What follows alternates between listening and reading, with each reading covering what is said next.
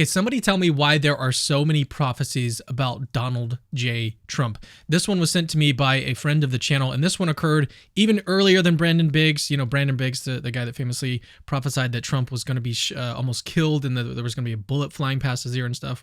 We've covered that on the channel before, but this one is different. This one actually occurred way earlier. This one occurred in the 1980s by a guy named Tom Zimmer. Tom Zimmer was a hermit. He was like a sort of a recluse, but he was an American that moved to Italy to kind of devote his life to God and to prayer. And while he was there, he met a psychiatrist. And this is the second person in the story. You guys need to know who this guy is. His name is Dr. Claude Curran. As I say, Dr. Curran is a psychiatrist, and he met with Tom. And apparently Tom told Dr. Curran that Donald Trump was the hand of God was going to be on Donald Trump, and something big was going to happen. God was going to use him in this really, really big way. Now, the third person that you need to know is Father Giacomo Capoverde. I hope I'm saying that correctly. Let's go ahead and turn to his video now. This video is actually sort of viral. It's almost got 1 million views. And this is the story in which this guy, Father Capoverde, actually met Tom. And this is how he kind of learned about this guy's existence. Let's just go ahead and listen to his story. In light of current events that have been taking place recently, there's a story I wanted to share with you, a true story. And it has to do with a friend of mine who's a medical doctor. He's a psychiatrist. His name is Claude Curran. Actually, his mother was Calabrese, his father was Irish, and his name is Dr. Claude Curran. Okay, so again, he's talking about the second person in this story, Dr. Claude Curran, who is a psychiatrist who he was friends with. Claude Curran kind of connects Father Capoverde with Tom Zimmer. So Claude is the person in the story who's connecting all three of these people together. So one day, about 17 years ago, when I was at my first assignment in Bristol, I was talking to him about going to Rome. I told him I was going to be visiting Rome. And he said to me, Father, listen, I really want you to do something when you're in Rome. I want you to get on a train, and I want you to go up to Loreto. And he said, I'll pay for the train ticket, I'll pay for your expenses, but you've got to go to Loreto. Now, as he was saying this, I was thinking, okay, I know Our Lady of Loreto. It's a very important Christian site for we Catholics. It is actually the house of the Blessed Virgin Mary is in Loreto. The house where the Blessed Mary grew up, where she received the message of the angel Gabriel, and actually the incarnation of our Lord took place in this house in Loreto. Now, why is it in Loreto? It's in a northeastern Italian town and not in Nazareth. Well, the house, of course, was in Nazareth, where Our Lady was born and raised.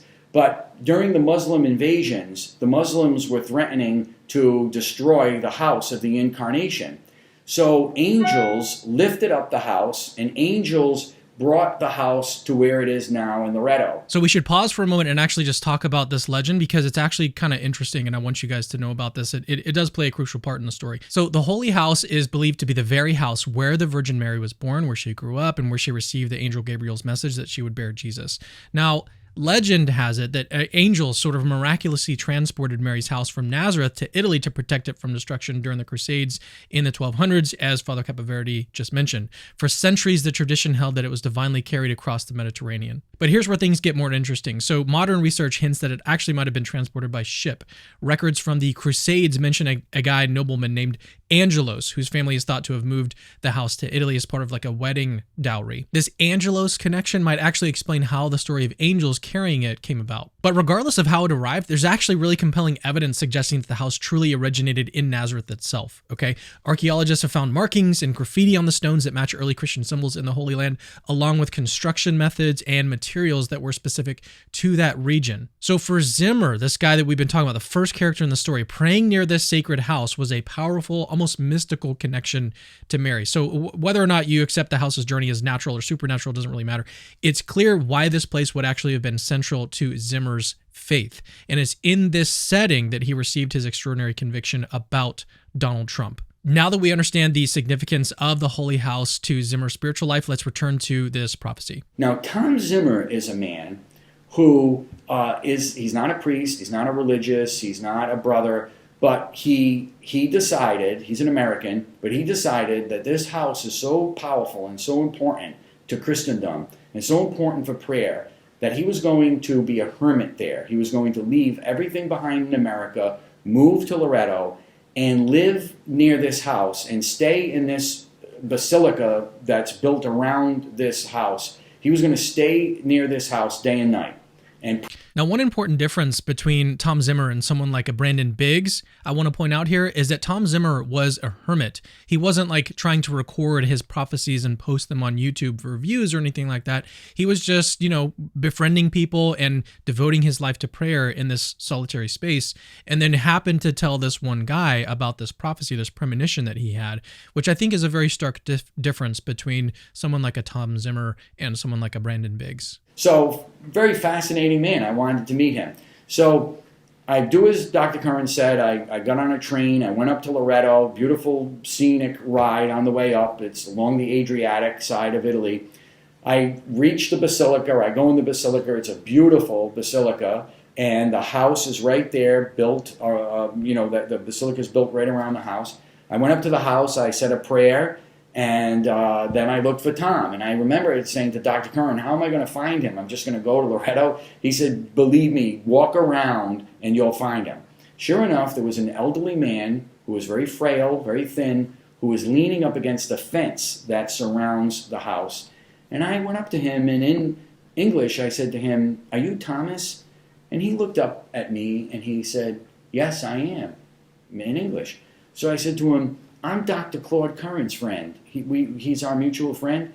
And he looked and he said, yes, I know him very well. Have a seat. So I was in my collar, and he was sitting on the floor. So I sat on the floor, and I sat next to him. Years later, only a few weeks ago, I'm talking to Dr. Curran. So I just want to put you guys on a timeline really quickly. This video was posted in 2017.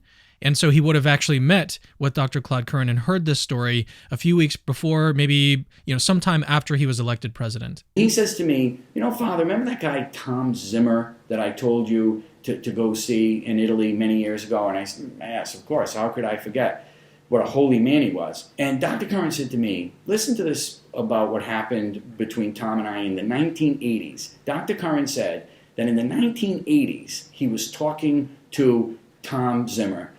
And Tom Zimmer said to him, there's a man right now who I believe in the future is going to lead America back to God. Claudio said, who is this? Who is this guy? And Tom Zimmer said, the man who's going to, in the future, lead our country back to God is Donald J. Trump. And Dr. Curran said, you mean the New York Playboy? Like, this is the guy?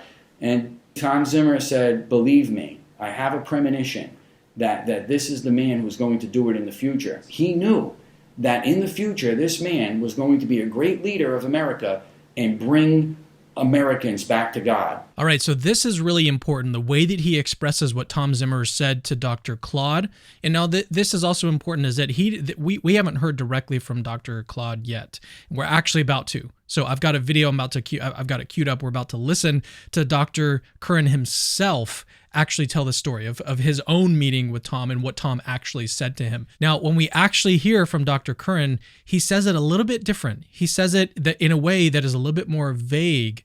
We'll see. Let's just watch it now. With regard to the story of video that Father Capoverde's described on YouTube, in roughly the fall of 1983, this was during the Holy Year that had been declared by Pope John Paul II to celebrate the 1950th anniversary of Christ's crucifixion and resurrection. Of course, the Holy Year was coming to an end, and the Vatican announced that that people were invited to buy memorial bricks for because when they seal up the Holy Door, they will use those bricks, and all of the intentions inscribed on those bricks will be remembered in all the masses and prayers celebrated in the Vatican. During that, in the fall of 1983, I went to Tom to meet up with Tom in the colonnade over at St. Peter's. So Tom was there doing his usual thing, which was writing prayers, collecting prayers, reading current events, collecting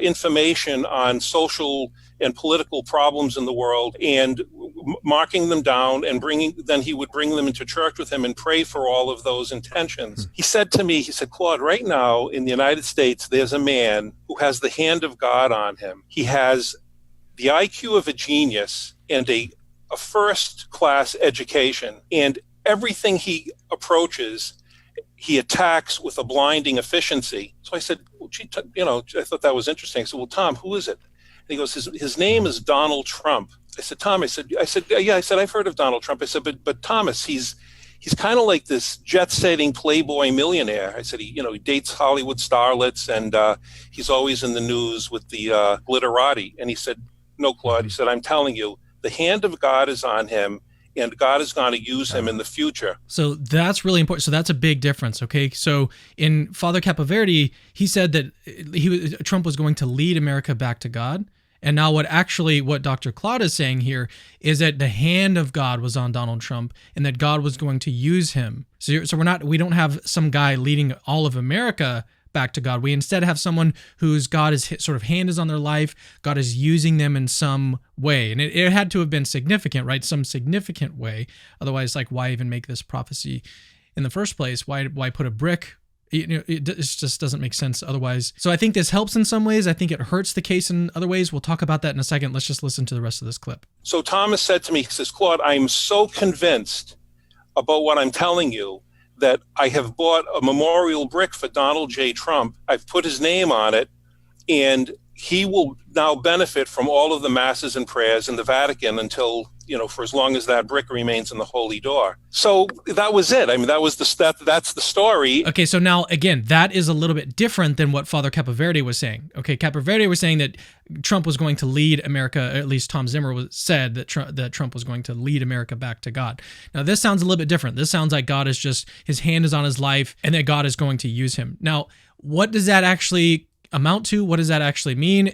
I think it's vague enough to where it can mean a lot of things, which actually kind of lessens the credibility or like the impact of this prophecy in the first place. But what I want to do now is actually just look at some evidence for and against whether or not, God's hand is actually on the life of Donald Trump. So let's talk about that. The first thing I want to do is talk about this prayer to Michael the Archangel that Donald Trump posted on his X account not too long ago. Saint Michael the Archangel, defend us in battle, be our defense against the wickedness and snares of the devil. May God rebuke him, we humbly pray, and do thou, O Prince of the heavenly hosts, by the power of God, cast into hell Satan and all of the evil spirits who prowl about the world, seeking the ruin of souls. Amen.